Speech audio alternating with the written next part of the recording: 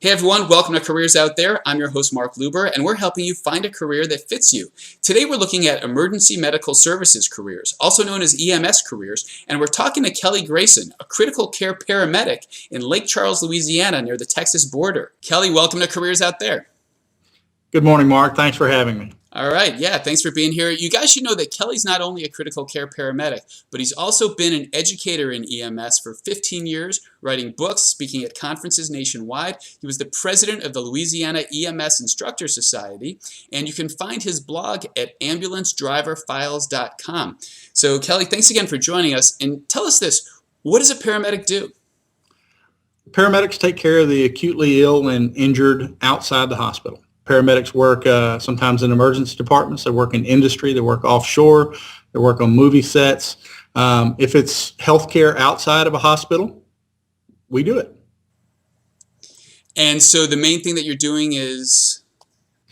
We do anything from administer wound care to splinting to oxygen therapy and drug therapy, start IVs on people. We will resuscitate cardiac arrest victims, or at least try, extricate people from motor vehicle accidents and care for them on the way to the hospital. It pretty much runs the gamut of healthcare. If it can happen to the human body, a paramedic has probably dealt with it.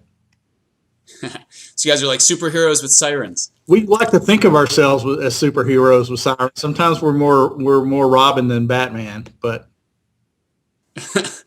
Got it. So here's the tricky part. You're often working in a crisis situation, and you're dealing with emergencies all the time. So you've got to be able to keep a clear head and focus on problem solving.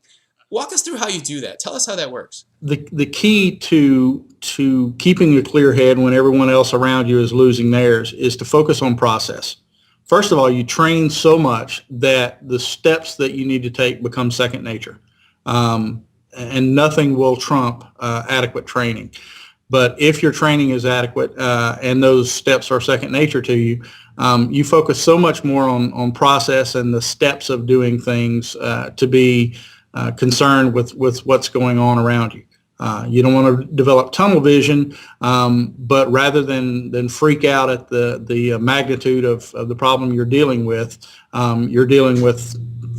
a discrete part of the body, or you're dealing with a specific set of problems that you're working through and using some creative problem solving along the way.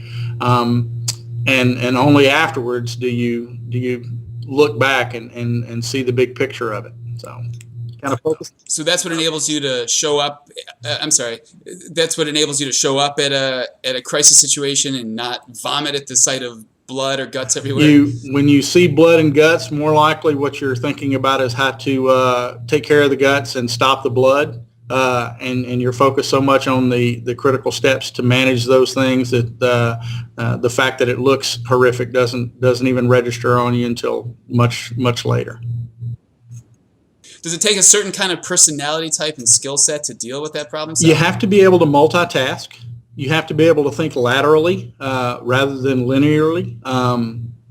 Step A, step B, step C is nice, but you have to be able to process or register and process information from multiple different sources and form it into a coherent picture. You have to be a mobile and independent problem solver and creative thinker. If you crave variety and like to think outside the box and like to live where you're live by your wits, then EMS is probably for you. Awesome. All right. So if you guys think you're the type of people who would fit well with this and it sounds exciting to you, here's what you should do if you want to break into EMS jobs and become a paramedic one day.